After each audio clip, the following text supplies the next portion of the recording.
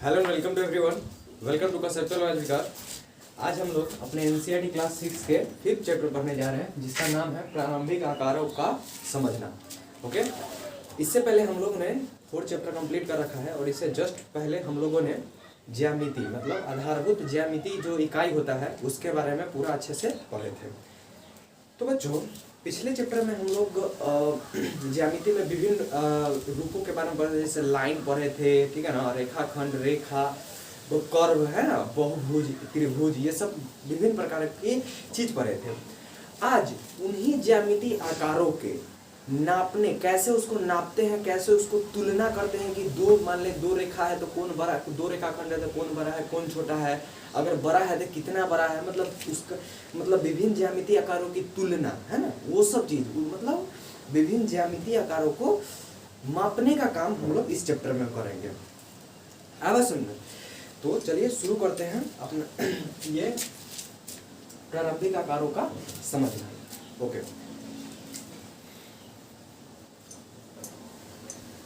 तो पिछले चैप्टर में हम आपको रेखाखंड के बारे में बताए थे, ठीक है। रेखा क्या होता था, छोड़ो यहाँ ध्यान दो।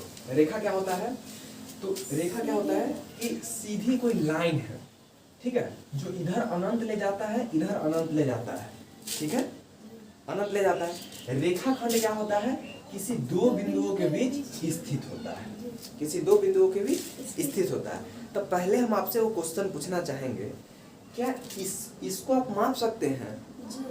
माप सकते हैं, ठीक है। आपके पास कुछ इंस्ट्रूमेंट होगा, स्केल होगा, चाहे कुछ होगा, उससे हम लोग इसको माप सकते हैं। लेकिन बताइए, क्या इसको मापा जा सकता है? नहीं। क्यों? क्योंकि इधर ही अनंत ले जा रहा है, इधर ही अनंत ले जा रहा है। तो सबसे पहला पॉइंट कि रेखाखंड को मापा जाता है, रेखा को मापा नहीं जा सकता है। रेखाखंड को मापा जा सकता है, रेखा को मापा नहीं जा सकता है। अब अगला टॉपिक है हम लोग को पढ़ना रेखाखंडों की तुलना। इसका क्या मतलब कि जैसे दो रेखाखंड आपको दिया गया है, ये और ये दो रेखाखंड आपको दिया गया है, तो कौन बड़ा है कौन छोटा है, दो रेखा को तुलना कर रहे हैं ना कि कौन बड़ा है कौन छोटा है। तो हम लोग कैसे कैसे पता कर सकते हैं, उसके बारे में इस बार पढ़ना है। इसीलिए टॉपिक का नाम क्या है, रेखाखंडों की तुलना। मतलब दो रेखा को हमको कोई विधि द्वारा बताना है कि कौन बड़ा है कौन छोटा है, ठीक है। तो इसमें अपना जो पहला विधि है वो है देखकर। पहला विधि क्या है, देखकर। तो देखो, क्या तुम देखकर बता सकते हो कि इस दोनों में से कौन बड़ा है? तो कौन बड़ा है, ये वाला बड़ा है। क्या तुम इसको देख के बता सकते हो कौन वाला बड़ा है? बिल्कुल बता सकते हो। तो ये अब बोलोगे कि ये बड़ा है। तो पहला विधि में क्या आ गया, देखकर। दूसरा विधि है क्या चीज, ऑक्स द्वारा। क्या चीज, ऑक्स द्वारा। इसको इंग्लिश में कहते हैं ट्रेसिंग पेपर। अब ये क्या होता है, देखो छोटू, कभी तुम ऐसा पेज देखे हो जिसके आर पार दिखता है? अरे हो, मतलब ऐसा पेपर आता है, बाजार में जाएगा ना तो ऐसा पेपर आएगा ना। तो कभी देखा था जिसको इस पर रख के उगाते थे, ऊपर से तेल लग जाता है तो पेज ना दिखने लगता है हल्का हल्का। तो उन्हें वो मार्केट में पेपर आता है, अथी आता है, कथी पेज आता है, जिसको तुम यहाँ पे अगर रख दोगे ना तो उधर वाला भी चीज तुमको दिखेगा, ठीक है। अब रुको, एक चीज हम तुमको यहाँ पे दिखाते हैं। जैसे मैं एक पेज फाड़ता हूँ, अब देखो, मान लो ये पेज है, ठीक है। अब सोचो इसके आर पार दिख रहा है, मान लो इसके आर पार दिख रहा है, ठीक है, ऐसा पेपर आता है। तो इधर देख कर हो गया। दूसरा विधि हमारा क्या है, ऑक्स द्वारा। अब हम आपसे पूछते हैं कि क्या देखकर ही सभी को सब रेखाखंड की तुलना किया जा सकता है? जैसे देखिए, एगो हम ऐसे पार दिए, एगो हम ऐसे पार दिए। अब देख के बताओ तो कौन बड़ा है कौन छोटा है, पता कर सकते हैं? नहीं पता कर सकते हैं। तो उसके लिए हम लोग क्या करेंगे, ट्रेसिंग पेपर, ठीक है। एक ट्रेसिंग पेपर आता है मार्केट में जो आर पार दिखत रहता है, हल्का हल्का, पूरा तो है ना लेकिन नहीं दिखता है। जिन्हें आँख से इधर दिख रहा है वैसे करेंगे तो नहीं दिखेगा, लेकिन हल्का हल्का तो यो दिखत रहता है। तो ट्रेसिंग पेपर पे क्या करना है, देखो ट्रेसिंग पेपर पे पहले आपको एक लाइन एना करके, जैसे मान लो ये तो आपको दिख रहा होगा, ठीक है, ये आपको दिख रहा होगा, तो यहाँ से पेंसिल से ऐसे करके उगा देना है। मतलब पीछे से दिख रहा होगा तो ऐसे करके उगा देना है। तो उसी प्रकार फिर यहाँ पे ले जाएंगे, इसका जो पहला बिंदु है उसको इधर से मैच कर देंगे। अगर वो इतने पे रह गया तो वो छोटा हो गया, अगर वो इतने बड़ा हो गया तो वो बड़ा हो गया। तो ऐसे करके भी तुलना कर सकते हैं। ये कैसे किए समझ में आया? जी पक्का ना? जी माने एक गो लाइन पे इसको भी किए, ट्रेसिंग पेपर से एक गो लाइन पे इस पे भी है। अगर ये लाइन छोटा पड़ गया, इतने पे रह गया तो ये छोटा लाइन, और ये अगर बड़ा पड़ गया तो ये बड़ा लाइन। तो इसी विधि को हम लोग क्या करते हैं? अक्ष द्वारा यानी ट्रेसिंग पेपर द्वारा, ठीक है। लेकिन मान लो और ज्यादा हमको और ज्यादा, जैसे मान लो एगो लाइन इतना गो है, ठीक है, और एगो लाइन इतने गो है, ठीक तनका बड़ा है, एकदम ठीक तनका बड़ा है, तो बोलो उतना से हम ट्रेसिंग पेपर से काम चलेगा? नहीं। इसीलिए हम तीसरा मेथड का यूज करते हैं, किसका? रूलर और डिवाइडर का। तो यहाँ पे तो पहले आपको ये समझना होगा कि रूलर और डिवाइडर कहते किसको है, ठीक है। तो चलो हम तुमको दिखाते हैं रूलर और डिवाइडर।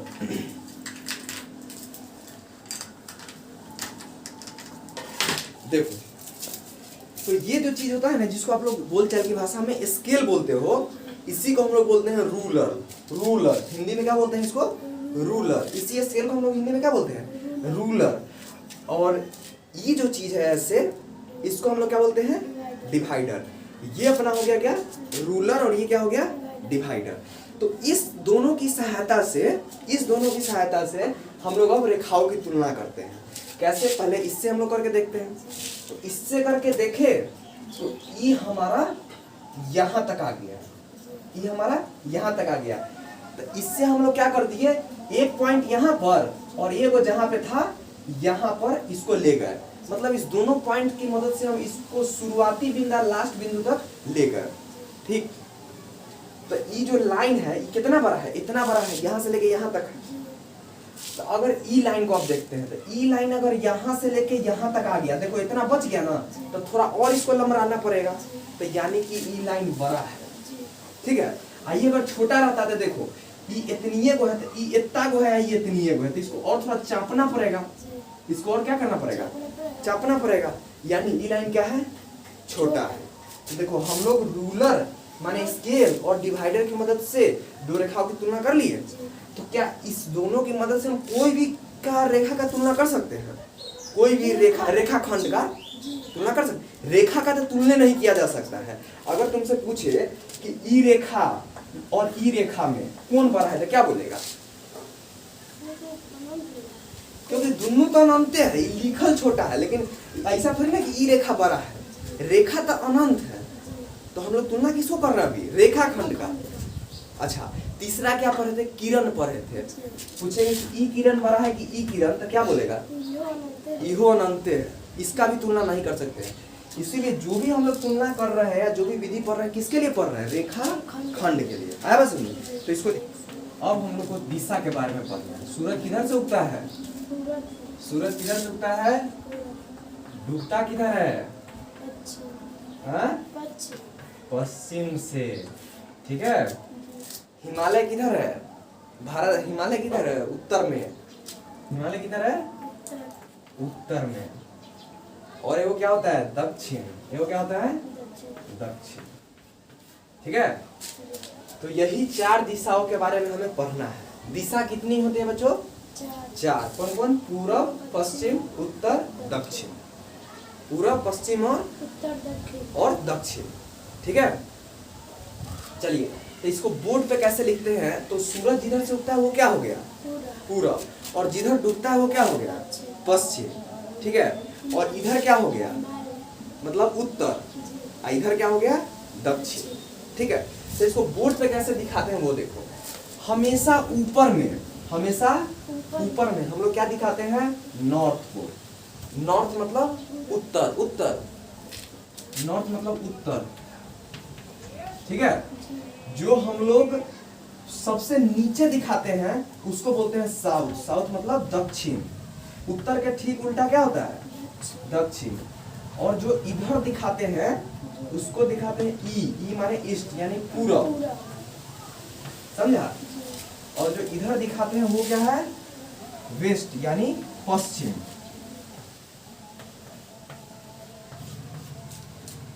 एगो बोर्ड पे दिखाने का तरीका है। बोर्ड पर चाहे तुम्हारे कॉपी पर, तुम अगर अपना पेजों पे पारोगे तो क्या पारोगे? ऊपर मुंह है, ठीक है ना। जैसे देखो इसको अगर हम उठा दे तो ये नॉर्थ किधर चला जाएगा? इधर। साउथ इधर, ईस्ट इधर, वेस्ट इधर। है बस। तो ये दिखाने का तरीका होता है। तो हमारा दिशा कितना होता है? 4। कौन कौन? पूरब, पश्चिम, उत्तर, दक्षिण। ठीक है छोटू, ये तो हो गया। इसके बाद हमको एक और चीज पढ़ना है। क्या पढ़ना है?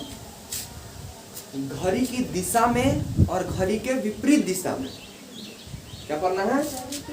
यहाँ पे लिखे, चलिए, घड़ी की दिशा में और दूसरा क्या है? घड़ी के विपरीत दिशा में। ठीक है, घड़ी के विपरीत दिशा में। ये दो हो गया, जिसको आप इंग्लिश में इसको बोलते हो क्या चीज? क्लॉकवाइज। क्या बोलते हो? क्लॉकवाइज। और इसको इंग्लिश में बोलते हो एंटी क्लॉकवाइज। क्या बोलते हो? Anti clockwise. ये क्या होता है? देखिए, ये आपका बोर्ड है ना, इस पर आप एक घड़ी बनाओ। ठीक है, एक घड़ी बनाओ। ठीक है, ये 12 बज रहा है, ये 3 बज रहा है, ये 6 बज रहा है, ये 9 बज रहा है। ये वो घड़ी है जिसमें मान लो हम अभी 3 बजा देते हैं, 3:30 बजा देते हैं। ठीक है, तो घड़ी की जो सुई है वो कैसे घूमती है? ऐसे, ऐसे घूमती है। तो इस ऐसे जो दिशा होता है ना, इसी दिशा को हम लोग क्या कहते हैं? घड़ी की दिशा में, यानी क्लॉकवाइज। घड़ी ऐसे घूमती है कि नहीं? भला आप कोई दीवार घड़ी लेके आओ, ऐसे रखो, तो ऐसे ही से घूमेगा कि नहीं? तो घूमेगा ना। तो इस दिशा को हम लोग क्या कहेंगे? घड़ी की दिशा में, यानी क्लॉकवाइज। ठीक है, और देखो, और जब हम ऐसे जाएंगे, ऐसे मान लो हम ऐसे जा रहे हैं, मान लो हम ऐसे जा रहे हैं। ठीक है, तो घड़ी के जो घूमने की दिशा है उसको क्या ठीक उल्टा जा रहे हैं, विपरीत जा रहे हैं। तो इसी को कहते हैं घड़ी के विपरीत दिशा में, यानी एंटी क्लॉकवाइज। ठीक है, क्या कहेंगे इसको? Anti clockwise. ठीक, पक्का आया समझ में? चलिए, अब आपसे, तो आप क्लॉकवाइज और एंटी क्लॉकवाइज समझ लिए, इसको लिखो, फिर आपसे एक क्वेश्चन पूछते हैं। ओके, तो मान लो आप अभी यहाँ पे हो, नॉर्थ पे हो। कहाँ पे हो? नॉर्थ पे। मान लो आप गोल गोल घूम रहे हो, गोल गोल घूम रहे हो, ऐसे ऐसे। ठीक है, ऐसे आप गोल गोल घूम रहे हो, ऐसे घूमो चाहे ऐसे घूम रहे हो, लेकिन गोले गोल घूम रहे हो। हम कहेंगे आप अभी यहाँ पे हो, नॉर्थ पे हो। ठीक है, हम कहेंगे, अच्छा इससे पहले आप एक और चीज समझो। एक कोण तक, अच्छा पिछले चैप्टर में हम आपको कोण पढ़ाए थे, कोण पढ़ाए थे ना? पढ़ाए थे। अब हम लोग विभिन्न प्रकार के कोण को पढ़ते हैं। पिछले चैप्टर में तो कोण किसे कहते हैं, क्यों आया, ये पढ़ाए थे। इस चैप्टर में विभिन्न प्रकार के कोण के बारे में आपको हम बताते हैं। तो सबसे पहले अपना समकोण। सबसे पहला क्या है? समकोण। समकोण। ठीक है, इसका मतलब होता है 90 डिग्री। क्या होता है? 90 डिग्री। समकोण का मतलब क्या होता है? 90 डिग्री। 90 डिग्री। ठीक है, उसके बाद आता है रिजु कोण। क्या आता है? रिजु कोण। इसका क्या मतलब होता है? 180 डिग्री। इसका क्या मतलब होता है? 180 डिग्री। तो देखो, कोई भी दो को दिशा जो है ना, इसके बीच कितना डिग्री का कोण बनता है? 90 डिग्री। कोई भी दो दिशा के बीच कितना डिग्री का कोण बनता है? देखो, ये भी एक रेखा है, ये भी एक रेखा है, इस दोनों के बीच कोण, ये भी एक रेखा है, ये भी एक रेखा है, इस दोनों के बीच कोण। ठीक है, उसी प्रकार यहाँ पे भी 90 डिग्री, उसी प्रकार यहाँ के भी 90 डिग्री। आया बस? कोई भी दो दिशा के बीच कितना डिग्री का कोण बनता है? 90 डिग्री। आया बस? तो हाँ, तो हम आपको क्वेश्चन पूछ रहे थे उस वक्त कि आप अभी ये नॉर्थ पे हो, गोल गोल घूम रहे हो। अगर आप क्लॉकवाइज, यानी सुई की घड़ी की दिशा में अगर आप 90 डिग्री घूमोगे तो कौन दिशा में चले जाओगे? पूरब में। देखो, यहाँ से यहाँ आएंगे 90 डिग्री, 90 डिग्री अपना। तो अगर क्लॉकवाइज घूमे, माने घड़ी की दिशा में घूमे, तो कहाँ पहुंच गए? ईस्ट पर। लेकिन ठीक इसके विपरीत, अगर आप यहाँ पे हो, एंटी क्लॉकवाइज घूमे, कितना? 90 डिग्री, 90 डिग्री, तो आप कहाँ पे पहुंच गए? वेस्ट, यानी पश्चिम में। कहाँ पहुंच गए? पश्चिम। ठीक है, तो एग्जाम में अगर आपको क्वेश्चन आएगा कि मान लो बाबू आप वेस्ट में हो, आप क्लॉकवाइज घूमे 180 डिग्री, क्लॉकवाइज घूमे कितना? तो आप कहाँ पे पहुंचिएगा? ईस्ट पे। ठीक है, ईस्ट पर है, बस सुनना पक्का। चलिए, तो ऐसा क्वेश्चन आएगा तो आप कर लीजिएगा। ठीक है, तो आप इसको कोण के बारे में लिख लीजिए, आइए पिक्चर बना लीजिए।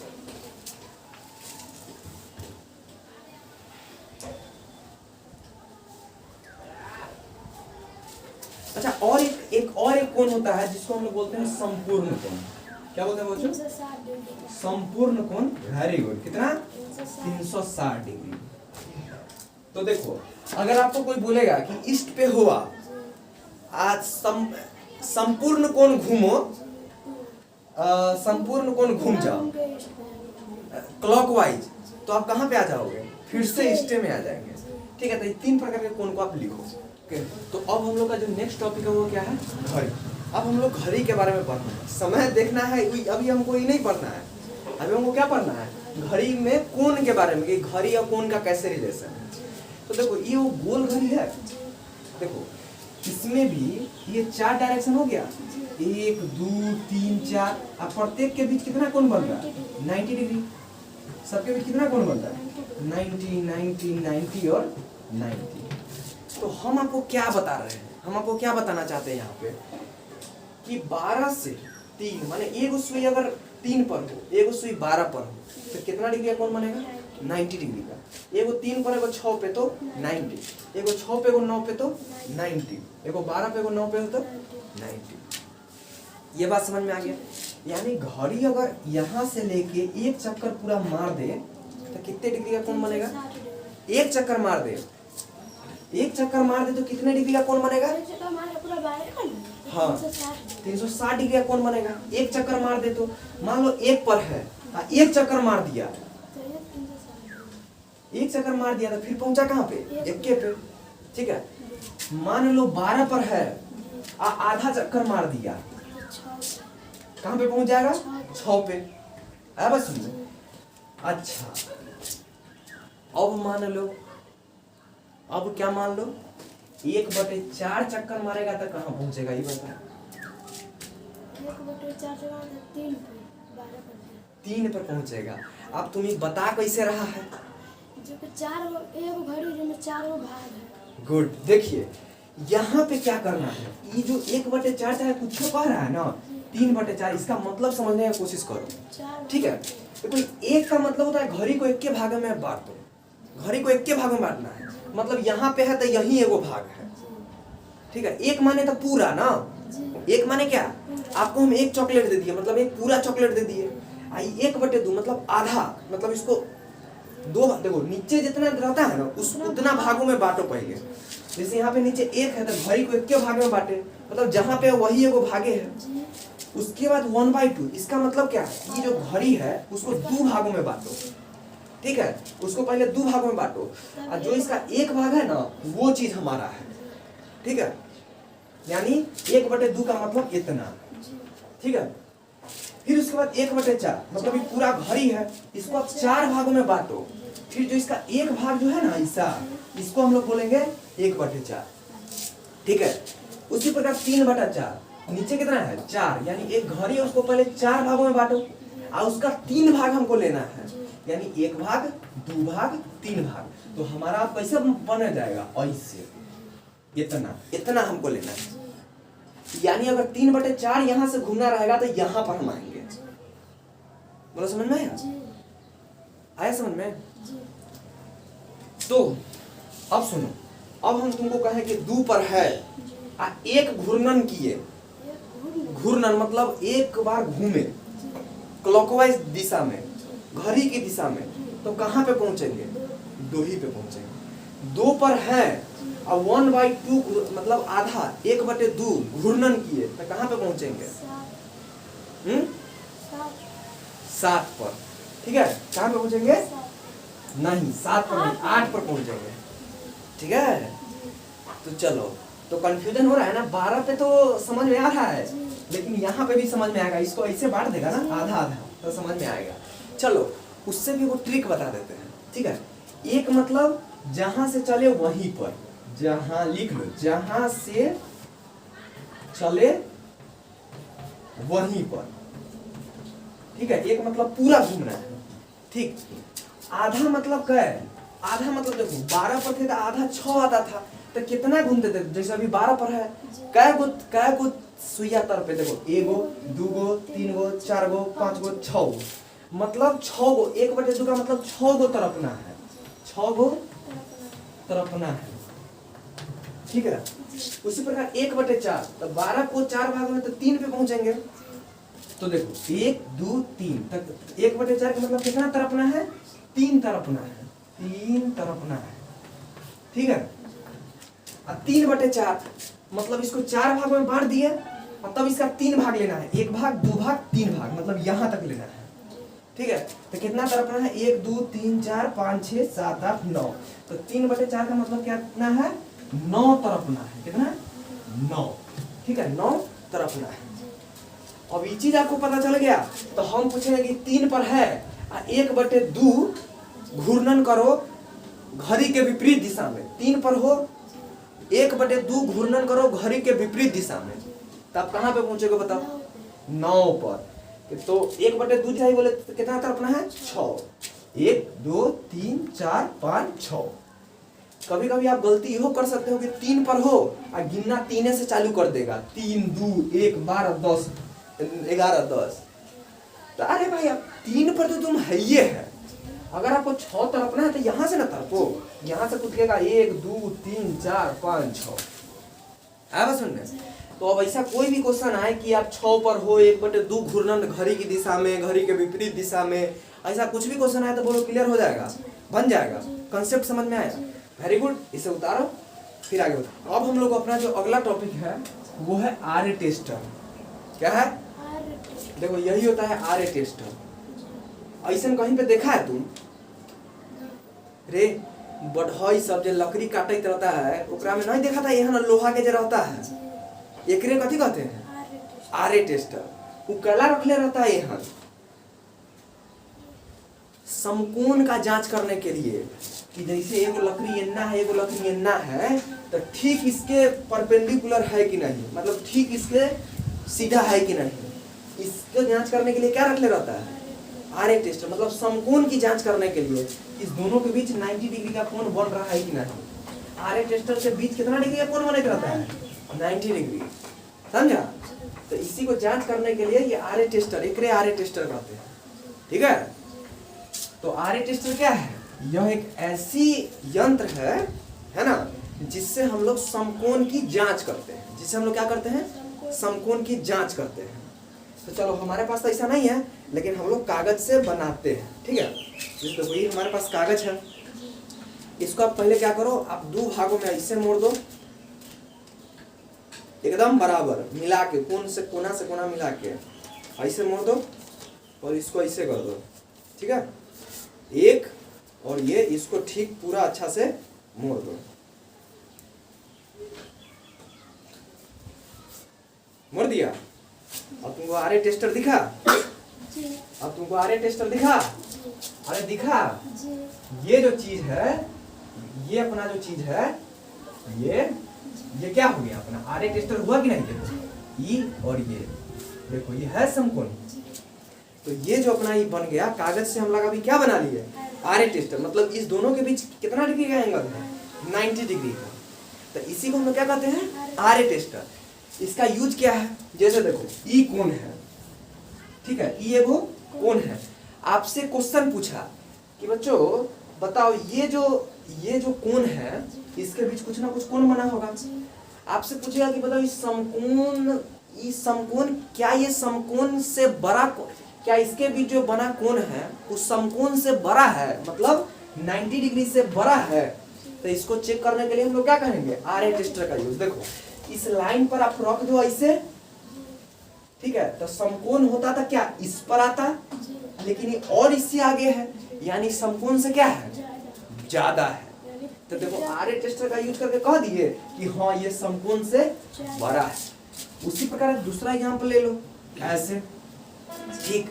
तो फिर से चेक करने के लिए क्या करेंगे, ऐसे इसको बैठाएंगे, आइए देखो अगर समकोण रहता तो ये लाइन कैसे आता, ऐसे रहता, लेकिन ये है कैसे, ऐसे, यानी समकोण से क्या हुआ, छोटा। तो अगर तुमसे क्वेश्चन पूछेगा कि क्या ये समकोण से कम है, तो क्या बोलेगा, जी सही, एकदम राइट। फिर एगो मान लो एकदम 90 डिग्री तुमको दे दे, बोलेगा कि समकोण है क्या, इसके बीच बना कोण समकोण है, चेक कीजिए आरए टेस्टर के द्वारा। तो आप ऐसे करोगे तो देखो एकदम सीधा लाइन आ गया, जी एकदम सीधा लाइन आ गया। जी तो इसके बीच बना कोण कितना है 90 डिग्री। तो देखो आरए टेस्टर समझ गया क्या है, इसका काम क्या है ये भी समझ गया। चलो तो इसको छोटू, तो कोण में ही हम कुछ आगे और कॉन्सेप्ट पढ़ते हैं। देखो सबसे पहले आप ये समझो कि जो पूरा जो गोल होता है, जैसे देखो ये वो लाइन है कि धीरे धीरे कोण बना रहा है, धीरे धीरे कोण बना रहा है, धीरे धीरे कोण बना रहा है, धीरे धीरे कोण इस दोनों के बीच, इस दोनों के बीच, इस दोनों के बीच कोण बन रहा है कि नहीं, बनते जा रहा है, बढ़ते जा रहा है कोण। एगो ऐसे होगा, अंतिम में जाके क्या होगा, फिर मिल जाएगा, मतलब ये पूरा ऐसे बन जाएगा। तो ये पूरा जो गोल है ना, इसको कहते हैं 360 डिग्री। कितना 360 डिग्री। एगो लाइन है, हो सकता है दूसरा भी लाइन इसी पर हो, तो उसको बोलते हैं 0 डिग्री। आया बात समझ में? तो कोण 0 डिग्री से लेके कितना तक हो सकता है, 360 डिग्री तक। ठीक है, 0 से लेके क्या हो सकता है 360 डिग्री तक। तो पीछे हम लोगों को बताया है कि समकोण किसे कहते हैं, जिसका मान 90 डिग्री हो। संपूर्ण कोण किसे कहते हैं, जिसका मान 360 डिग्री हो। और ऋजु कोण किसे कहते हैं, जिसका मान 180 डिग्री हो। ऋजु कोण जिसका मान 180 डिग्री, उस कोण को क्या कहेंगे, ऋजु कोण। उसी प्रकार कुछ और कोण है, जैसे न्यून कोण हो गया। जैसे न्यून कोण क्या कहता है, यदि कोई कोण का मान 0 डिग्री से बड़ा हो और 90 डिग्री से छोटा हो, 90 डिग्री ना होना चाहिए, 0 डिग्री भी नहीं होना चाहिए, समझा। 0 से बड़ा और 90 से छोटा, तो वैसे कोण को क्या कहेंगे, न्यून कोण। हम पूछेंगे 45 न्यून कोण है, तो क्या बोलेगा, 26 न्यून कोण है, समझ गया। अगला है अधिक कोण। अगला क्या है, अधिक कोण। तो अगर कोण का मान 90 डिग्री से बड़ा और 180 डिग्री से छोटा, तो वैसे कोण को क्या कहेंगे, अधिक कोण। वैसे कोण को अधिक कोण। इसके बाद है प्रतिवर्ती कोण। क्या है, प्रतिवर्ती कोण। क्या कहता है, 180 डिग्री से बड़ा और 360 डिग्री से छोटा यदि कोण का मान हो, तो उसे क्या कहेंगे, प्रतिवर्ती डिग्री। ठीक है, तो अब जल्दी बताओ, इसको क्या कहेगा, इस कोण को, समकोण। 90 डिग्री तो न्यूटन। अरे 90 से छोटा, यही हम चेक करना चाहते थे। ठीक है, इसको क्या कह दिए, समकोण। यहाँ पे देखो 180 से छोटा, 180 रहेगा तो ऋजु कोण 189 रहेगा, 179 80, तो 179 रहेगा तो अधिक कोण। समझ गया बच्चा, गुड। चलो तो ये सब आ गया तुमको, तो इसको लिखो, फिर आगे बताते हैं। पिछले चैप्टर में हम लोग कोण के बारे में पढ़े थे, और इसमें अब हम लोग कोण को मापना सीखेंगे। तो देखो आपके सामने अभी विभिन्न प्रकार के, जैसे ये रेखाखंडों के बीच कोण बना हुआ है, यहाँ पे कुछ थीटा कोण बना हुआ है, यहाँ पे सबतर कुछ ना कुछ कोण बना हुआ है। तो ये सब कोण का अब मान कितना होता है, इस मान को अब हम लोग मापना सीखेंगे। तो इस कोण को मापने के लिए हम लोग एक अपना डिवाइस का यूज करते हैं, जो अपने औजार बॉक्स में हम लोग को रहता है। इसको हम लोग क्या बोलते हैं, चांद बोलते हैं। क्या बोलते हैं, चांद। आप लोग इसमें देख सकते हो कि इसमें 0 डिग्री से लेके एक नीचे वाला एरो है, 0 डिग्री से लेके 180 डिग्री तक जाता है, और एक ऊपर वाला एरो है जो 0 डिग्री से लेके 180 डिग्री तक जाता है। मतलब ये आधा चांद है।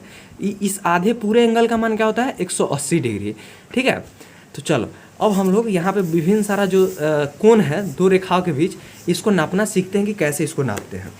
तो ध्यान से देखिएगा इसको, कि देखो जैसे ये आपका एक रेखा है। ठीक है, आपको क्या करना है कि यहाँ एक रेखा को बस यहाँ से स्टार्ट करते हुए, जहाँ मतलब ये जो कॉमन बिंदु है, यहाँ पे जो कॉमन बिंदु है उसको, जैसे देखो उसको इस दोनों लाइन के कॉमन बिंदु यानी यहाँ पर रखना है, इस दोनों लाइन के कॉमन बिंदु यहाँ पे रखना है, इस दोनों लाइन के कॉमन बिंदु यहाँ पे रखना है। समझ में आया बात। और जो ई लाइन है उसको इस लाइन के पैरेलल कर देना है। जैसे देखो यहाँ पे हम इसको बीच में रखे, और ये हमारा जो लाइन था इसको हम लोग यहाँ पे पैरेलल कर दिए। ठीक, तो अब देखो, अब ध्यान से देखो, और नीचे करो इसको, और नीचे करो, और नीचे करो।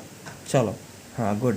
तो यहाँ पे देखो, तो क्या किए ना, इस वाले पॉइंट को इससे मैच किए, और ई वाले लाइन को इसके ऊपर रख दिए। मतलब इस ई लाइन को और इस लाइन को एक दूसरे के संपाती कर दिए। तो देखो इसको यहाँ पे रख दिए और इसको एक दूसरे के संपाती कर दिए, मतलब ठीक एक दूसरे के ऊपर ले गए, एक दूसरे के ऊपर ले गए। ये देखो एक दूसरे के ऊपर हो गया। चलो अब जो ई हमारा एक लाइन है, यहाँ से देख लेंगे, यहाँ पे क्या था, यहाँ पे था, अच्छा अब देखो, चूंकि हम लोग ऐसे लिए है ना, ये वाला लिए है ना, तो इसीलिए हम नीचे वाला को देखेंगे। अगर इधर वाला लेते तो ऊपर वाला को देखते, इधर वाला लिए हैं इसीलिए हम लोग नीचे वाला को देखेंगे। तो देखो यहाँ 50 से कम, कितना कम है देखो 50, ये हमारा हो गया 50, 49, 48, 47 और ये 47.5, मतलब 47 डिग्री के करीब है। तो ये अपना हो गया 47 डिग्री, ठीक है। उसी प्रकार यहाँ पे देखो, ये क्या किए, इसके एकदम बीच में ले गए और ई वाला जो लाइन है इसके पैरेलल कर दिए, और ई देखे कहाँ पे जा रहा है। तो ये 90 डिग्री हमारा यहाँ है, इससे पीछे है, कितना पीछे है तो 1 2 3 पीछे, तो 90 में से 3 गया तो कितना हो गया 87। तो ये अपना हो गया 87 डिग्री, ठीक है। उसी प्रकार यहाँ देखो क्या किए, फिर से इसके बीच में ले गए और इस लाइन को पैरेलल कर लिए। ई लाइन कहाँ चला गया 140 और ये हो गया अपना 145, 146 डिग्री। तो ये अपना हो गया 146 डिग्री। आया बस समझ में। यहाँ पे भी देखो क्या किए, इस जो बीच वाले पॉइंट है, इस बीच वाले पॉइंट को यहाँ पे मिला दिए, फिर इस लाइन को इसके पैरेलल किए और ई देखे कहाँ गया, तो ई आ गया 110 डिग्री, 110 डिग्री, ठीक है। उसी प्रकार यहाँ पे भी देखो, यहाँ पे भी देखो हम लोग इसको दो तरीके से माप सकते हैं। एगो अगर आपको इसको लेना है, ऐसे लेना है, तो ऐसे लेना है तो नीचे वाला से नापो, तो ई यहाँ पे चल गया, तो ये कितने हो गया देखो 140 से 2 कम है 138 डिग्री। या इसको हम ऐसे भी नाप सकते हैं, देखो इसको बीच में डाल दो, ठीक है। अब इस लाइन को पैरेलल करो, इसको बीच में डाल दो, ठीक है ना, इसको बीच में डाल दो, इस लाइन को पैरेलल करो, इस लाइन को पैरेलल करो, ठीक है। तो अब इधर अगर कर लिए तो अब ऊपर वाला देखेंगे, तो ये कितना आ गया ऊपर वाला 140 से 2 कम यानी 138। देखा, चाहे आप इस लाइन को मिलाकर, मतलब इस दोनों केस में ये जो बीच वाला बिंदु इसको तो सेम ही रखना है, लेकिन अगर आपको एक ई वाले लाइन को इसके पैरेलल रखते हो तो फिर इस लाइन से एंगल देखो, नीचे वाला से देखो, इस वाले को आप पैरेलल रखते हो तो ऊपर वाले से, चांद के ऊपर वाले से इसको देखो। बोला है समझ में? पक्का? तो इस तरह से हम लोग कोण का मापन करते हैं, ठीक है। तो अब हम लोग पढ़ेंगे लंब रेखाएं। लंब रेखाएं किसे कहते हैं, ठीक है। छोटे तो इधर ध्यान दो, मान लो ये रेखाएं हैं, ये एक रेखा है।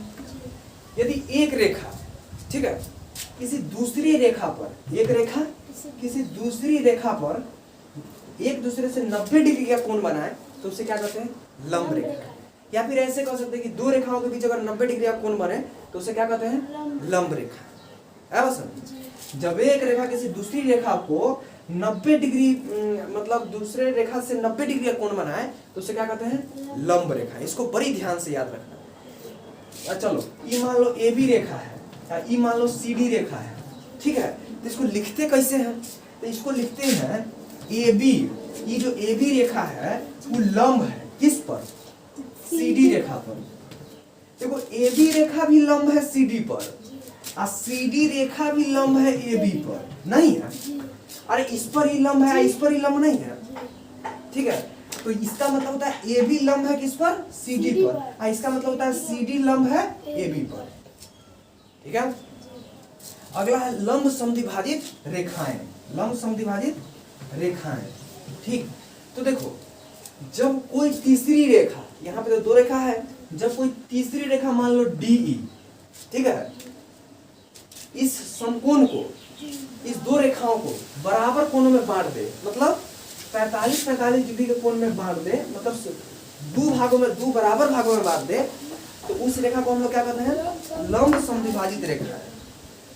मतलब कोई, यदि कोई रेखा दो लंब रेखाओं को समद्विभाजित कर दे, तो उसे बराबर भागों में बांट दे, तो उसे हम लोग क्या कहते हैं, लंब समद्विभाजित रेखा है। देखो ना, लंब माने लंब, सम माने समान, समान माने बराबर, द्वि माने दो, भाजक मतलब भागों में, ठीक है। रेखा मतलब रेखा बांट दे तो उसे हम लोग क्या कहते हैं, लंब समद्विभाजित रेखाएं, ठीक है। तो लंब रेखाएं और लंब समद्विभाजित रेखाएं, समझ गया। चलो कोण के बारे में थोड़ा और देख लेते हैं, ठीक है। कोण बहुत बढ़िया टॉपिक है। तो जैसे हम पहले ही बताए थे कि पूरा गोल कितना होता है, 360 डिग्री। अब इस गोल को ठीक आधा भाग में मोड़ दो, तो अभी कितना हो गया, आधा, 360 डिग्री का आधा। ये पूरा था, इसको आधा किया था, ऐसा आ गया, तो ये कितना हो गया, 360/2, इसका आधा 180 डिग्री। इसको फिर आधा मोड़ दो, फिर आधा मोड़ दो, तो अब कितना हो गया, इतना, यानी 80 का 180 का आधा, यानी कितना, 90 डिग्री। फिर इसको और आधा मोड़ दो, तो ये तो अपना 90 डिग्री हो गया, इसको और आधा मोड़ दो, ठीक है, तो ये कितना हो गया 45 डिग्री। देखो इसके और इसके बीच 45 डिग्री का कोण बन रहा है, इसको और आधा मोड़ दो, 22.5 डिग्री। तो ये कितना हो गया 22.5 डिग्री, मतलब 45 का आधा, ठीक है, तो समझ गया ना। तो अब देखो, अब इसको खोलेगा ना तो वो चीज तुमको मिलेगा, ई है ना 16 भागों में बांट गया, मतलब 360 डिग्री कितने भागों में बट गया, 360 डिग्री कितने भागों में बट गया, 16 भागों में, तो तुमको आएगा 22.5 डिग्री, ठीक है। माने देखो यहाँ पे जो जो लाइन जो बन गया है, इस सब लाइन के बीच कितना डिग्री है, 22.5 डिग्री, 22.5 डिग्री 45 डिग्री, फिर 45 डिग्री 45 डिग्री 90 डिग्री, तो इससे तुम 45 डिग्री 90 डिग्री 22.5 डिग्री खूब पता कर सकता है, देख खाली एनहाइटे बना के, आया बस समझ। तो इससे हमें क्या फायदा हुआ, मान लो क्वेश्चन में ऐसा लाइन आ गया, पूछा कि 45 डिग्री है कि नहीं तो बताओ, तो देखो अगर तुम्हारे पास ट्रेसिंग पेपर रहेगा जिसके आर पार दिखेगा, उसको ऐसा बना लेगा, ऐसे करके नाप लेगा कि नहीं बिना चांदे से, तो इससे ही एगो फायदा होगा, ठीक है। आपकी स्क्रीन पे एक पिक्चर आ रहा होगा, उस पिक्चर में देखो आपको डिफरेंट सारे ट्रायंगल दिख रहे हैं, डिफरेंट सारे ट्रायंगल दिख रहे हैं, तो अब चांद की मदद से सबके ट्रायंगल को नापना है।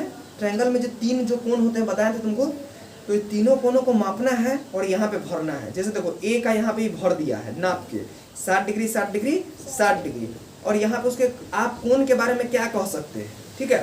तो इसमें तीनों कोण बराबर इसको मिला 60 60 60, तो लिख दिया सभी कोण बराबर है, ठीक है। और उसके बाद तुमको त्रिभुज की भुजाओं को भी मापना है। तो देखो कोण को मापना है किसकी मदद से, चांद की मदद से, अब भुजा को मापना है किसकी मदद से, स्केल के मदद से। तो बोलो माप लेगा, पक्का ना, अभी मापना सिखाए हैं, तो भुजा की लंबाई भी माप लेना है और कोण भी माप लेना, और यहाँ पे माप के सबको भरना, ठीक है। तो पहले इसको भरो, अब भर के क्या क्या तुमको प्राप्त होता है वो हम अभी बताते हैं। छोटू तो सबको माप लिया, सबको माप लिया, सबको लिख लिया, तो देखो तो आगे अब आपकी स्क्रीन पे आ रहा होगा, उसको आप पढ़ो। देखो कि आपने ऐसा पाया कि यदि त्रिभुज के सभी कोण बराबर है तो उनकी सभी भुजाएं बराबर होगी, ठीक है। तो इसी में फिल इन द ब्लैंक्स है, ठीक है, इसको भरना है। सबसे पहला क्या लिखता है, यदि किसी त्रिभुज के सभी कोण बराबर है तो इसकी भुजाएं भी, तो एक त्रिभुज आपको आया था जिसके सभी कोण बराबर थे, तो देखना उसका सभी भुजा भी बराबर होगा, आप नापोगे तो आपको पता चलेगा। तो क्या लिखेंगे, इसकी भुजाएं भी बराबर होगी, ठीक है। अगला फिल इन द ब्लैंक्स है, यदि त्रिभुज के सभी भुजाएं बराबर है तो क्या उसकी सभी कोण भी बराबर होंगे, सभी कोण भी क्या बराबर होंगे, क्योंकि हमने अभी नाप के देखा है। चलो इसके बाद त्रिभुज जिनमें दो कोण बराबर है और दो भुजाएं बराबर है, यदि किसी त्रिभुज की दो भुजाएं बराबर हो तो उनके क्या डैश कोण बराबर होते हैं, तो दो कोण बराबर होते हैं। हमने अभी नाप के देखा है कि देखे कि दो को भुजा बराबर है तो दो को कोण भी बराबर है, ठीक है। फिर अगला का होता है, यदि दो कोण बराबर है तो क्या दो भुजा बराबर, तो दो भुजा क्या तो बराबर होगी, ठीक है। फिर इसके बाद तीसरा, यदि किसी त्रिभुज के तीनों कोण बराबर न हो तो क्या उसकी तीनों भुजाएं भी तो बराबर नहीं होगी, ठीक है। तो ये तो हम लोग नाप के अभी देखे तो ऐसा पाए हैं, लेकिन वास्तव में ये त्रिभुज का वो बहुत अच्छा गुण होता है। क्या होता है गुण, ये कोई त्रिभुज है, मान लो इसका तीनों कोण बराबर है, यो 60 डिग्री, यो 60 डिग्री, यो 60 डिग्री, ठीक है। तो ये हो जाएगा, इसके तीनों इहो भुजा की जब लंबाई ज्ञात करेगा ना तो बराबरे मिलेगा। मान लो ये त्रिभुज है, इसके तीनों भुजा बराबर है, इसका तीनों कोण भी बराबर होगा। मान लो ये कोई त्रिभुज है जिसका इहो 45 डिग्री, इहो 45 डिग्री और ये 90 डिग्री, ठीक है, मतलब दो भुजा बराबर है तो इसका जो दो कोण बराबर है इसकी दो भुजाएं भी बराबर होगी। यदि एक त्रिभुज है जिसकी दो भुजाएं बराबर है तो इसका दो कोण भी बराबर होंगे। यदि कोई त्रिभुज है जिसके तीनों कोण अलग अलग है, 50 60 70, ठीक है, ये तीनों कोण अलग अलग हो गया, इसकी तीनों भुजा भी अलग अलग लंबाई की होगी। यदि इसकी तीनों भुजा अलग अलग लंबाई की होगी तो इसका तीनों कोण क्या होगा, अलग अलग होगा। यही चीज इसमें बताया है, इस चीज को हमको याद रखना है, बहुत इंपॉर्टेंट चीज है, समझ गया। ओके, तो अब हम लोग का नेक्स्ट टॉपिक हमारा क्या है, त्रिभुजों के प्रकार। अब हम लोग किसके बारे में पढ़ेंगे? त्रिभुजों के प्रकार के बारे में। तो देखो हम लोग त्रिभुज को जो है ना विभाजन दो प्रकार से करते हैं, ठीक है। एक उसके भुजाओं की लंबाई के आधार पर, किसके भुजाओं की लंबाई के आधार पर, और दूसरा कोण के आधार पर, ठीक है, कोण के आधार पर। तो सबसे पहले देखते हैं भुजाओं के आधार पर इसे कैसे विभाजित करते हैं। तो भुजाओं के आधार पर त्रिभुज को तीन भागों में बांटा जाता है। कितने भागों में? तीन भागों में। सबसे पहले हमारा समबाहु त्रिभुज। सबसे पहला क्या है? समबाहु त्रिभुज। तो समबाहु त्रिभुज के बारे में कहते हैं कि जिस त्रिभुज के तीनों भुजाओं बराबर हो उसे हम लोग क्या कहते हैं? समबाहु त्रिभुज, ठीक है। अगला है समद्विबाहु त्रिभुज। जिस त्रिभुज के दो भुजाएं बराबर हो उसे हम लोग क्या कहेंगे? समद्विबाहु त्रिभुज। तीसरा क्या है? विषमबाहु त्रिभुज। जिस त्रिभुज के एक भी भुजा आपस में बराबर न हो उसे क्या कहेंगे? विषमबाहु त्रिभुज। ऐसा। अगला है कोण के आधार पर त्रिभुजों को तीन भागों में बांटा गया है। कोण के आधार पर भी त्रिभुज को कितने भागों में बांटा गया है? तीन भागों में। पहला न्यून कोण त्रिभुज। पहला क्या है? न्यून कोण त्रिभुज। जिस त्रिभुज के सभी कोण न्यून कोण हो उसे हम लोग क्या बोलते हैं? न्यून कोण त्रिभुज। न्यून कोण किसे कहते हैं? 0 से 90 डिग्री के बीच कोण होना चाहिए, ठीक है।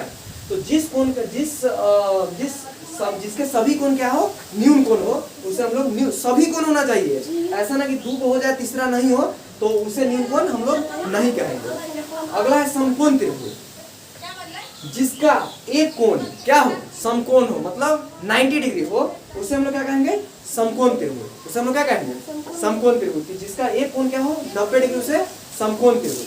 अगला है अधिक कोण त्रिभुज। अगला क्या है? अधिक कोण त्रिभुज।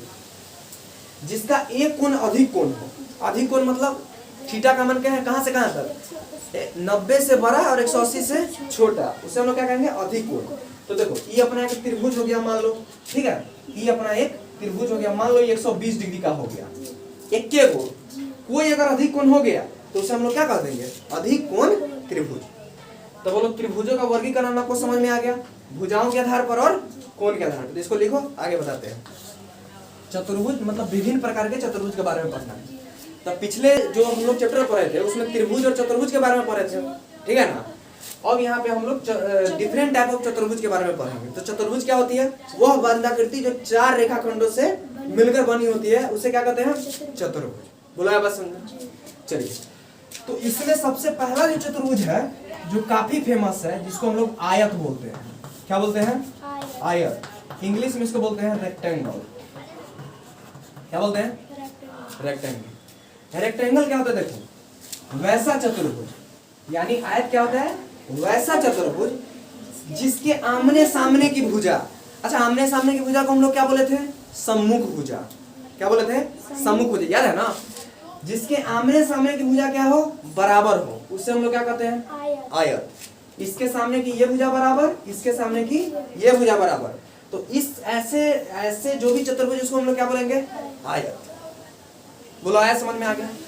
इसके अलावा इसके प्रत्येक कोना पर कितना डिग्री का कोण बनेगा? 90 डिग्री का। इसके प्रत्येक कोना के बीच कितना डिग्री का कोण बनेगा? 90। तभी हम इसको क्या कहेंगे? आयत। बोलो आया बात समझ में? आया बात समझ में? अच्छा, अब हम बहुभुज जब पढ़ाए थे तो उसमें विकर्ण भी बताए थे। तो इसमें देखो, इसमें 2 विकर्ण है, एक विकर्ण और 2 विकर्ण, ठीक है। तो ये जो आयत होता है इसकी दोनों विकर्णों की जो लंबाई होती है वो क्या होती है? बराबर होती है। ये आपको याद रखना है। तो 3 पॉइंट लिखे आप, लिखो कि इसके सम्मुख भुजा बराबर होती है। पहला पॉइंट ही लिखो, आमने सामने की भुजा बराबर होती है, ठीक है ना। दूसरा पॉइंट लिखो कि इसके प्रत्येक कोण, इसका प्रत्येक कोण क्या होता है? समकोण होता है, मतलब 90 डिग्री होता है, और इसके विकर्ण बराबर होते हैं। ये तीनों आपको लिखो अभी, ठीक है। चलो अब दूसरा बताते हैं। दूसरा अपना होता है वर्ग। दूसरा अपना क्या होता है? वर्ग, जिसको इंग्लिश में क्या बोलते हैं? स्क्वायर। वर्ग क्या होता है? वर्ग एक ऐसा चतुर्भुज होता है, वर्ग एक ऐसा चतुर्भुज होता है जिसकी चारों भुजाएं क्या होती है? आपस में बराबर होती है। पहला क्या हो गया? चारों भुजा आपस में बराबर होती है। दूसरा क्या है? इसके भी प्रत्येक कोना के बीच 90 डिग्री होता है, और इसके भी विकर्ण क्या होते हैं? आपस में बराबर होते हैं। इसके भी विकर्ण आपस में तो इस दोनों में अंतर क्या रह गया कि खाली इसके सम्मुख भुजा बराबर होते हैं और इसके चारों भुजा बराबर होते हैं। अब आपसे यहीं पे हम क्वेश्चन पूछते हैं, क्या हम लोग वर्ग को आयत बोल सकते हैं कि नहीं? बोल सकते हैं, क्योंकि आयत क्या होता है? जिसकी आमने सामने की भुजा बराबर हो, जिसका प्रत्येक कोण समकोण हो और जिसके विकर्ण बराबर हो। तो यहाँ पे तीनों चीज फुलफिल कर रहा है, तो वर्ग को हम लोग आयत भी बोल सकते हैं। यानी वर्ग जो है एक विशेष प्रकार का क्या है? आयत है। वर्ग क्या है? एक विशेष प्रकार का आयत है। ये तीनों समझ में आ गया? चलिए, समांतर चतुर्भुज, ठीक है। तो देखो, ये वैसा चतुर्भुज, वैसा चतुर्भुज जिसके इस बार भी आमने सामने की भुजा क्या हो? बराबर हो। मतलब ई इसके बराबर और ई इसके बराबर, माने आमने सामने की भुजा बराबर हो और जिसका कोई कोण समकोण न हो, वैसे चतुर्भुज को क्या कहेंगे? समांतर चतुर्भुज। तो इसमें दो चीज याद रखना है, आमने सामने की भुजा बराबर हो और जिसका कोई कोण समकोण न हो, ठीक है, और उसके विकर्ण भी बराबर नहीं होते हैं, तो वैसे चतुर्भुज को हम लोग क्या कहेंगे? समांतर चतुर्भुज। आया बात समझ? पक्का? चलिए, वेरी गुड। अगला है अपना सम चतुर्भुज। क्या चीज? सम चतुर्भुज। सम चतुर्भुज क्या कहते हैं? क्या कहते हैं? वैसा चतुर्भुज, वैसा चतुर्भुज जिसके सभी भुजा आपस में बराबर हो। पहला चीज लिखना है, जिसके सभी भुजा आपस में बराबर हो और जिसका कोई कोण क्या हो? समकोण न हो। जिसके कोई कोण समकोण न हो, उससे हम लोग क्या कहते हैं? सम चतुर्भुज। यहाँ भी विकर्णों की लंबाई बराबर नहीं होती है। उस दोनों में देखा, वो दोनों एक प्रकार के, ये दोनों एक प्रकार के हैं, ठीक है, समझ गया? तो क्या क्या हम लोग समझे? आयत समझे, वर्ग समझे, समांतर चतुर्भुज समझे और सम चतुर्भुज समझे। अगला है समलंब चतुर्भुज। अगला क्या है? समलंब चतुर्भुज। समलंब चतुर्भुज, समलंब चतुर्भुज, ठीक है। देखो, ये देखो, ये देखो, ये हो गया समलंब चतुर्भुज। समलंब चतुर्भुज किसे कहते हैं? वह चतुर्भुज, क्या चीज? वह चतुर्भुज जो एक जोड़ी समांतर रेखा, एक जोड़ी मात्र एक जोड़ी समांतर रेखा से बनी है, तो वैसे चतुर्भुज को क्या कहेंगे? समलंब चतुर्भुज। समलंब चतुर्भुज का डिफिनेशन है कि वह चतुर्भुज जो एक जोड़ी समांतर रेखा से बनी हो, वह समलंब चतुर्भुज है, ठीक है, पक्का। जैसे ये चतुर्भुज देखो, इसमें एक जोड़ी समांतर भुजा है, कौन कौन? ई और ई। ये समांतर रेखा है, इससे ये चतुर्भुज बना हुआ है, तो इसे हम लोग क्या कहेंगे? समलंब चतुर्भुज। हम पूछेंगे क्या ये समांतर समलंब चतुर्भुज है, तो तुम क्या बोलेगा? नहीं। ध्यान है यहाँ पे?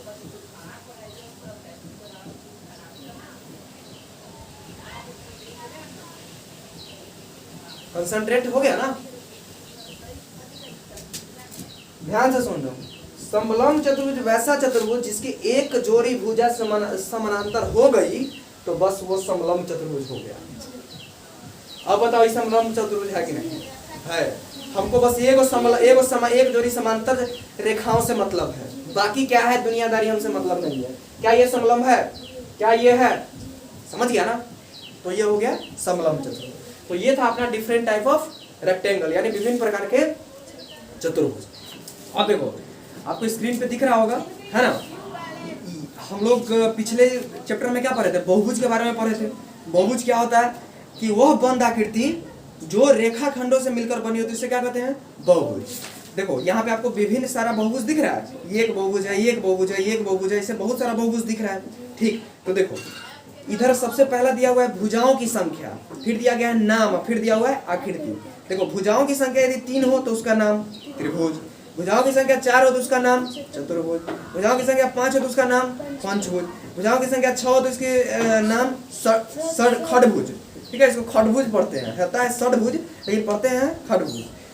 भुजाओं की संख्या 8 हो तो उसे अष्टभुज, ठीक है। ध्यान से देखो, इसमें 3 भुजा है, गिनो तो 1 2 3, इसमें 4 भुजा है, 1 2 3 4, 1 2 3 4 5, 1 2 3 4 5 6, 1 2 3 4 5 6 7 8। आया बात समझ में? तो बहुभुज के बारे में ये सब चीज तो समझिए गया, 3 भुजा, त्रिभुज, 4 भुजा, चतुर्भुज, 5 पंचभुज, 6 षटभुज और 8 और अष्टभुज, बस यही था बहुभुज में पढ़ना। ठीक है, ओके। तो अगला हम लोग को क्या पढ़ना है, त्रिविमीय आकार। क्या पढ़ना है छोटू, त्रिविमीय आकार।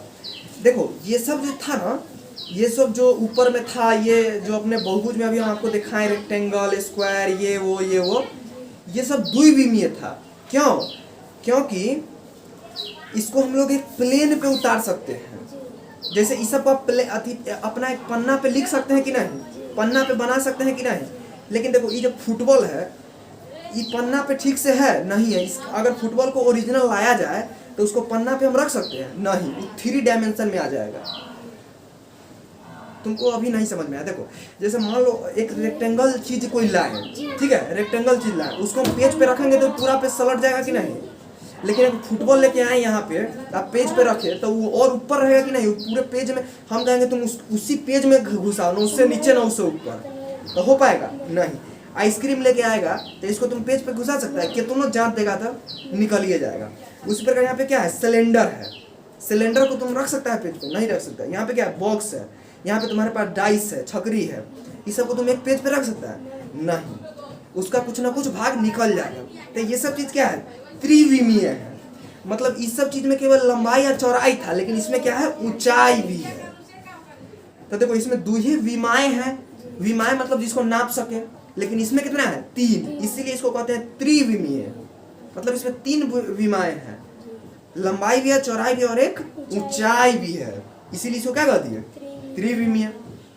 ठीक है, आया बात समझ में। तो ऐसे जो भी आकार है जिसको हम एक पेज पे नहीं रख सकते हैं, उससे हम लोग क्या कह देंगे, त्रिविमीय आकार, त्रिविमीय आकार। ठीक है छोटू। तो देखो हमारे जो भी द्विविमीय जो चीज सब था, जैसे ये था द्विविमीय बहुभुज पढ़े थे कि नहीं। तो उसमें हम लोग क्या पढ़े थे, शीर्ष पढ़े थे, भुजा पढ़े थे। शीर्ष इसमें कौन कौन है, ए बी सी डी। भुजा कौन कौन है, A B C C D A D, ये सब पढ़े थे। उसी प्रकार ये हमारा त्रिविमीय है, ये हमारे पास क्या है, एक छकरी है। ठीक है, ये त्रिविमीय है कि नहीं। तो इसके बारे में भी हम लोग 3 चीज पढ़ते हैं, एक फलक, इसमें एक फलक होता है, एक किनारा होता है, एक शीर्ष होता है। ठीक है, जैसे इसमें क्या क्या होता था, शीर्ष और भुजा होता था, उसी प्रकार इसमें क्या होता है, फलक, किनारा और शीर्ष। ठीक है, तो शीर्ष दोनों में तो सेम होता है, इसमें शीर्ष ये सब होता था और इसमें शीर्ष अपना क्या हो जाएगा, A B C G F D, है ना, ई एच, ये सब अपना क्या हो गया, शीर्ष। छकरी लाए है ना, देखो ये अपना शीर्ष हो गया, ये अपना शीर्ष हो गया, ये अपना शीर्ष, ये सब क्या है, शीर्ष है। ठीक है, इसके बाद आता है फलक। फलक क्या, देखो ऊपर वाला जो ये प्लेन है, ये एगो फलक, इधर वाला एगो प्लेन है, ये फलक। जैसे यहाँ पे देखो ये एगो फलक, ये एगो फलक, 4 के तरफ 1 का एक फलक, 6 का एक फलक, 5 का एक फलक, 2 का एक फलक, 4 का एक फलक, ऐसा ही सबका एक एक फलक है। दिख रहा है, चलो ये फलक हो गया, ये अपना शीर्ष हो गया। देखो ये प्लेन फलक है ना, शीर्ष ये हो गया, किनारा कौन हो गया, ये लाइन। देखो यहाँ पे एक लाइन ही है, एगो ई है, एगो ई है, एगो ई है, ये सब लाइन जो है, लाइन जो इसमें भुजा होता था, वो इसमें हम लोग किनारा बोलते हैं। क्या बोलते हैं, किनारा। बस समझ पक्का। तो ये 3 चीज समझ गया। चलिए फलक क्या, देखो ऊपर वाला जो ये प्लेन है, ये एगो फलक, इधर वाला एगो प्लेन है, ये फलक। जैसे यहाँ पे देखो ये एगो फलक, ये एगो फलक, 4 के तरफ 1 का एक फलक, 6 का एक फलक, 5 का एक फलक, 2 का एक फलक, 4 का एक फलक, ऐसा ही सबका एक एक फलक है। दिख रहा है, चलो ये फलक हो गया, ये अपना शीर्ष हो गया। देखो ये प्लेन फलक है ना, शीर्ष ये हो गया, किनारा कौन हो गया, ये लाइन। देखो यहाँ पे एक लाइन ही है, एगो ई है, एगो ई है, एगो ई है, ये सब लाइन जो है, लाइन जो इसमें भुजा होता था, वो इसमें हम लोग किनारा बोलते हैं। क्या बोलते हैं, किनारा। बस समझ पक्का। तो ये 3 चीज समझ गया। चलिए तो अब हम लोग कुछ क्वेश्चन बनाते हैं। तो आपको स्क्रीन पे क्वेश्चन दिख रहा होगा, तो आपको स्क्रीन पे क्वेश्चन दिख रहा होगा। देखिए इसमें सबसे पहले क्या लिखता है कि एक घना, एक आयताकार बॉक्स जैसा है। ठीक है, एक आयताकार, देखो ये आयत सब तरफ से तुमको आयत दिख रहा है, आयताकार बॉक्स जैसा है। इसके 6 फलक है, 6 फलक है। तो देखो तुम्हारे पास कुछ डाइस उइस होगा, चाहे ईटा होगा, उसमें देखो 6 गो फलक है, 1 3 4 5 6। ठीक है। जैसे अपने पास चक्रीय है तो इसमें एगो 1 है, इसमें 2 है, एगो 3 है, एगो 4 है, एगो 5 है, एगो 6 है, तो 6 गो फलक है ना, तब ना इस पे 6 गो है, तो इस पे फलक कितना हो गया 6। प्रत्येक फलक के 4 किनारे है, देखो इसमें प्रत्येक फलक है, तुम 1 2 3 कुछ निकाल लो, देखो तो इसमें 4 फलक 4 किनारा है, 1 2 3 4, ठीक है। और जो इनके शीर्ष कहलाते हैं, ठीक है, प्रत्येक फलक के 4 कोने हैं, प्रत्येक फलक के कितना है 4 कोने, देखो प्रत्येक फलक के 1 2 3 4 कोना है, इसको हम लोग क्या कह दिए शीर्ष, क्या कह दिए शीर्ष। तो उसी प्रकार आगे 2 3 4 5 क्वेश्चन है, इसको हम लोग बनाते हैं। तो देखो घन के बारे में लिखता है, एक घन ऐसा घनाभ होता है, देखो ये जो फलक हो गया ना, ये तो घनाभ इसको बोलते हैं, जैसे ईंटा हो गया, ठीक है ना, आपका क्या रबर हो गया, ये सब क्या है एक घनाभ है। लेकिन ये जो छकरी है ये क्या है घन है, क्यों? क्योंकि इसका लेंथ जितना लंबाई उतना ही चौड़ाई है, उतना ही ऊंचाई है, ठीक है। लेकिन घनाभ का लंबाई चौड़ाई या ऊंचाई तीनों में से कोई एक अलग अलग होता है, ठीक है। तो घन घनाभ समझ गया। चलो तो क्या लिखता है, एक घन ऐसा घनाभ होता है जिसके सभी किनारे की लंबाई बराबर होती है, मतलब लंबाई चौड़ाई ऊंचाई बराबर होती है। तो बात समझ गया। चलो तो बताओ तो इसमें फलक कितने होंगे 6 फलक। प्रत्येक फलक के कितने किनारे होंगे 4। प्रत्येक फलक के कितने शीर्ष होंगे 4। Very good. चलो अब अगला पढ़ते हैं तीसरा। एक त्रिभुजाकार पिरामिड का आधार एक त्रिभुज होता है, ठीक है। यह चतुष्फलक भी कहलाता है, ठीक है। क्या मतलब क्या कहा, एक त्रिभुजाकार पिरामिड का, ठीक है। यह देखो यहाँ पे तुमको बगल में चित्र दिया गया है, ये क्या है त्रिभुजाकार पिरामिड है, ठीक है। का आधार एक त्रिभुज होता है, इसका आधार क्या होता है एक त्रिभुज होता है। यह चतुष्फलकीय होता है, मतलब इसमें चतुष माने 4 और फलक मतलब फलक, मतलब इसमें 4 फलक होते हैं। देखो तुम इस चीज को देखो ध्यान से, एगो इधर है, एगो इधर है, एगो इधर है, एगो नीचे है। तुम एज्यूम कर पा रहा है इस चीज को, इसमें क्या गो फलक है 4 गो, एगो ऊपर, एगो एन्ने, एगो नीचे,